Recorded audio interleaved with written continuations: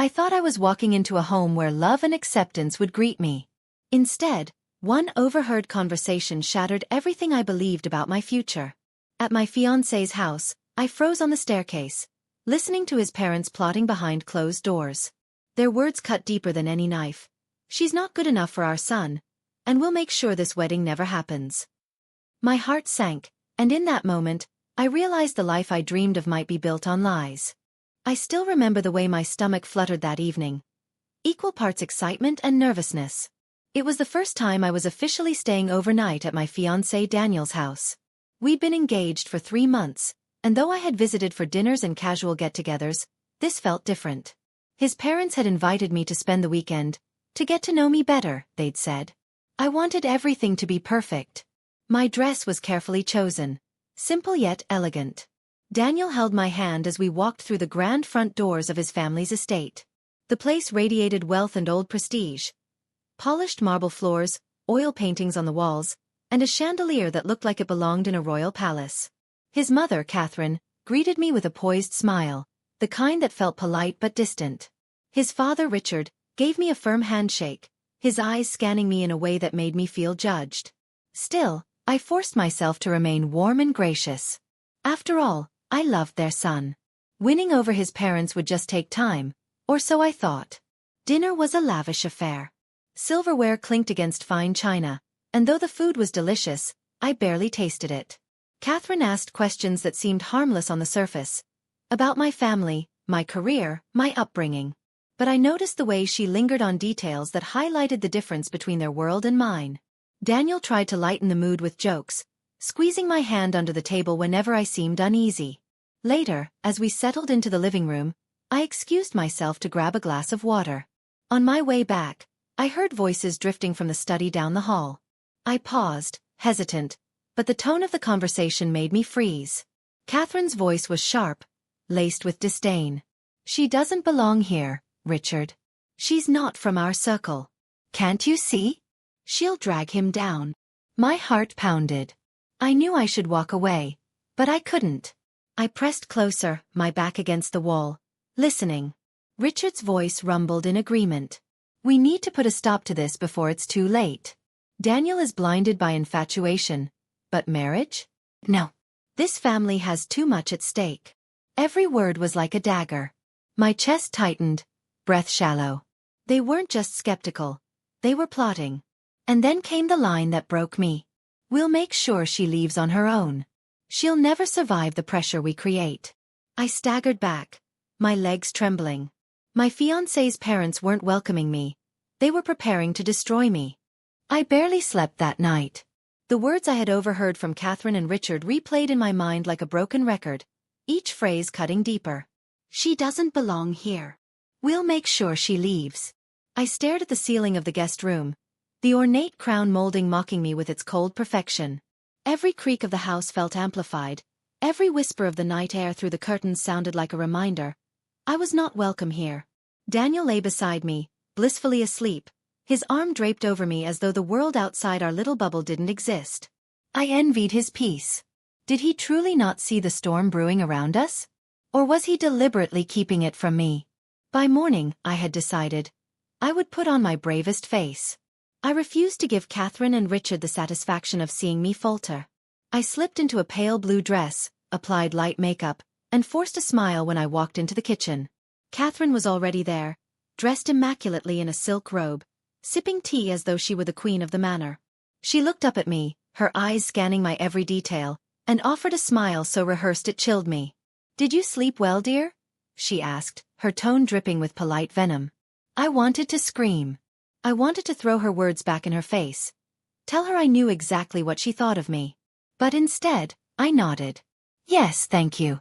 Your home is beautiful." Her lips curved ever so slightly. "It's been in our family for generations. We're very protective of it." Richard entered moments later, carrying the morning paper. He gave me a stiff nod, muttered a "good morning," and then began reading aloud about the stock market. Catherine chimed in with comments, and soon they were engaged in a conversation designed to remind me of the power, money, and status they held. Daniel eventually joined us, kissing my forehead and asking if I wanted to go for a walk in the gardens. His warmth, his casual affection. It was the only thing tethering me to sanity. I agreed quickly, desperate for fresh air, for an escape from their suffocating presence. But as we strolled through the roses and marble statues, I couldn't shake the weight pressing on my chest.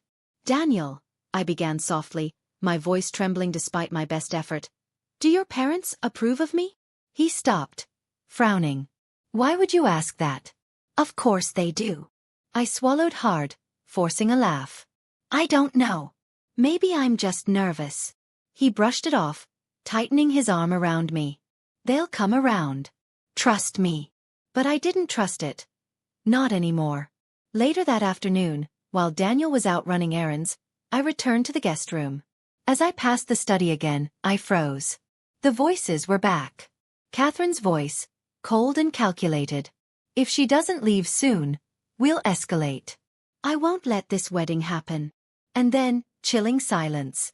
I pressed my hand against my chest. My heart wasn't just breaking. It was unraveling, one thread at a time. By the third day, I could feel the walls closing in. Every glance from Catherine felt like a dagger cloaked in silk. Every word from Richard was measured, dripping with unspoken disdain. They weren't openly hostile. Not yet. Instead, their cruelty was hidden behind manners, delivered with the precision of surgeons cutting without leaving visible scars. It began over breakfast. "I hope you don't mind," Catherine said sweetly as she passed me a tray of fruit, "but we usually prefer refined conversation at the table." She gestured to my phone, which I had left beside my plate. I flushed, quickly tucking it away. "Of course I didn't mean." "No need to explain, dear," she interrupted, her smile tightening. "I suppose in your circle, things are different." Daniel looked up, confused. "Mom." "It's fine," I whispered, forcing a smile. But inside, the humiliation burned. Later that afternoon, Richard decided to show me around the estate. His tone was casual, but his words cut like knives. "This garden," he said, gesturing to a maze of hedges and fountains, "was designed by an architect who worked exclusively for families of our standing. People who understand legacy." He glanced at me briefly, his meaning clear. I tried to keep my head high, but every step through that garden felt like a walk through enemy territory. That evening, Daniel suggested a small family dinner. I thought, perhaps foolishly, that it might be a chance to bond. I wore one of my nicest dresses, a gift from Daniel himself. When I walked into the dining room, Catherine's eyes flicked over me, and in a voice just loud enough to carry, she whispered to Richard, "Charming, but a little provincial." The word stabbed me. My fork trembled in my hand, but I forced myself to take a bite of food, pretending not to hear. Then came the real test. "So," Catherine said suddenly, folding her hands under her chin, "tell us about your family." I brightened slightly, eager to share. "Well, my father runs a small business, and my mother." Richard interrupted with a chuckle that wasn't kind. "A small business? That's quaint. But you must understand, our son's future demands more." Daniel's eyes narrowed. "Dad." "No, it's all right," I said quickly, my chest tightening. But it wasn't all right. Not at all. I pushed my food around my plate, swallowing back the lump in my throat. The rest of the meal passed in heavy silence. After dinner, Daniel excused himself to take a call, leaving me briefly alone with his parents. Catherine leaned closer, her perfume overwhelming, her voice a soft hiss. "You won't last here. You don't have the pedigree, the background, or the strength. Best to walk away now before you're humiliated." I froze, my knuckles white around my napkin. For the first time, I looked into her eyes and saw not just disapproval, but calculation. This wasn't dislike. This was war.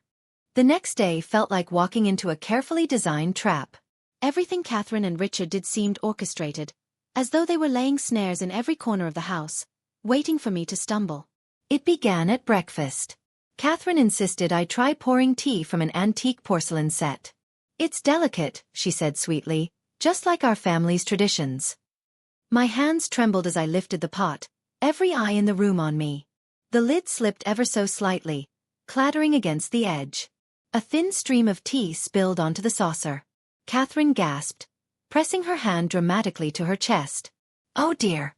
I suppose not everyone is used to handling fine things." Daniel frowned. Mom, that's enough. But the damage was done. My cheeks burned. Richard's smirk told me they had achieved exactly what they wanted. Later, Catherine suggested we go shopping in town. I agreed, hoping maybe we could find some common ground. Instead, it was another performance. She whisked me into boutiques filled with designer gowns that cost more than my yearly salary. She held dresses up against me, shaking her head. Lovely on the hanger, but on you? Not quite the fit, she said, her voice honeyed with false concern. Maybe something simpler, more in line with your background. By the time we returned, my confidence was fraying. That evening, as we all gathered in the drawing room, Richard brought up the upcoming wedding. We've been thinking, he said, swirling a glass of brandy. Perhaps a smaller ceremony would be more appropriate. After all, one shouldn't overreach. My chest tightened. Overreach. The word was deliberate, meant to remind me I didn't belong. Daniel stiffened. Dad, this is our wedding. Not yours. Catherine leaned forward, her smile sharper than any blade. We only want what's best for our son. Surely you understand that. Her eyes locked on mine, daring me to contradict her. For the first time, I didn't lower my gaze. My heart pounded, but I held her stare. She wanted me broken, humiliated, gone. But in that moment, something shifted inside me. If this was the war Catherine had declared, then I would not surrender quietly. The mansion felt heavier with each passing hour, its gilded halls less like a home and more like a fortress designed to keep me in my place. Every word Catherine spoke was sharpened to cut, every glance from Richard a reminder that I was an intruder. But what hurt most was Daniel's blindness. He saw tension, yes, but not the full cruelty. He laughed off his mother's comments as old-fashioned. He brushed aside his father's remarks as just pride. He didn't hear the venom in their voices the way I did. That afternoon, Catherine asked me to help with a charity luncheon she was hosting. I agreed, desperate to prove I could fit into their world. I spent hours arranging flowers, setting tables, ensuring every detail was perfect. When the guests arrived, Catherine praised the staff, credited the planner, but not once acknowledged my work. Instead, she leaned close to me, whispering, "Blending in isn't the same as belonging." The words stung, but this time I didn't flinch. I met her eyes with a steady gaze, letting her see that I wasn't breaking, not yet. Later, when Daniel found me on the terrace, he smiled and kissed my forehead. "They're warming up to you. I can feel it." I forced a smile, my throat tight. If only he knew. That night, I lay awake, staring into the dark. Their plan was clear now. They wouldn't push me out directly. They would erode me piece by piece until I walked away on my own. But beneath the ache in my chest, a new thought sparked, small but steady. If they wanted me gone, maybe it was time to show them I was stronger than they imagined. The next morning began like all the others, with Catherine's cool smile and Richard's clipped remarks. But this time, I wasn't the same. Something inside me had shifted in the night. Catherine invited a few of her friends for brunch, elegant women in pearls and silk scarves who looked at me as though I were a curiosity at an exhibit. I endured their questions about my modest upbringing, their veiled laughter when I admitted I didn't know the name of every luxury brand. Catherine orchestrated it all, subtly framing me as an outsider. But then came the moment that changed everything. One of the women asked if Daniel and I had chosen a venue for the wedding. Before I could answer, Catherine jumped in. "Oh, they're keeping things humble. Nothing extravagant. It suits her background better." Laughter rippled around the table. My cheeks burned, but this time, I didn't swallow it down. I set my glass down gently, my voice calm but steady. "Actually," I said, meeting every pair of eyes at that table, "Daniel and I haven't finalized anything yet. But whatever we choose, it won't be about grandeur or pedigree. It will be about love. That's something money can't manufacture."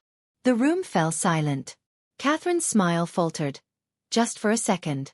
Her friends glanced at her, uncertain how to respond. Daniel, who had walked in just in time to hear my words, beamed with pride. "Exactly. That's why I love her." He kissed my temple in front of them all, his hand resting protectively on my shoulder.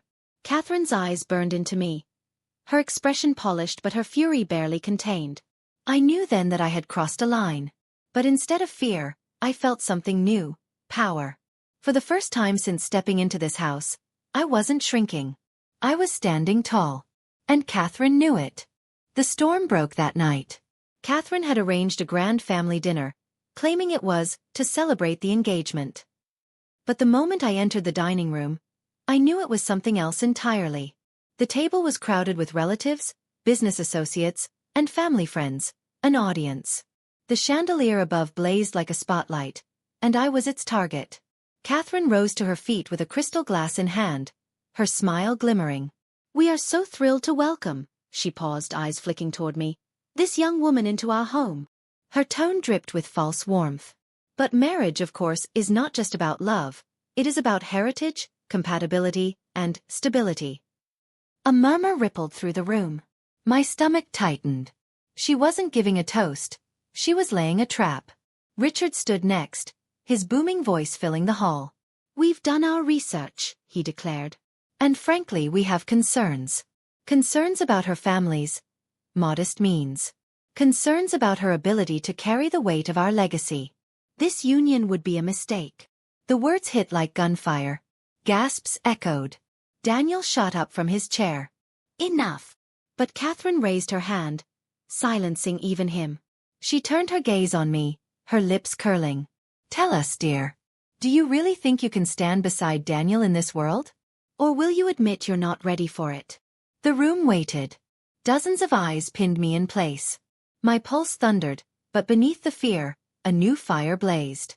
This was their ambush. But they had underestimated me. I rose slowly, every nerve alight. "You're right," I began, my voice steady. "I don't come from your world. My family doesn't own estates or sit on boards. But what we do have is love. We fight for each other. We stand by each other. And if you think I'll back down because I don't fit your mold, then you don't know me at all." A stunned silence fell. I turned to the guests, my voice growing stronger. "You speak of legacy, of status. But what is it worth if it's built on cruelty and fear? I will not let anyone define my worth by the size of my bank account or the name on my family crest." Daniel moved beside me, taking my hand. "And I won't either. If you can't respect the woman I love, then you don't respect me. And I will not let anyone, even my own parents, decide my future." Gasps erupted. Catherine's face drained of color, Richard's jaw tightened, but neither spoke. Their power in that moment cracked. The room buzzed with whispers. Some guests nodded, others stared, but the tide had shifted. Daniel squeezed my hand, his eyes burning with pride. "We leave tonight. Together." As we walked out of that mansion, the weight lifted. My heart still ached from the wounds they had tried to inflict, but I knew one thing for certain. I had faced their war, and I had won.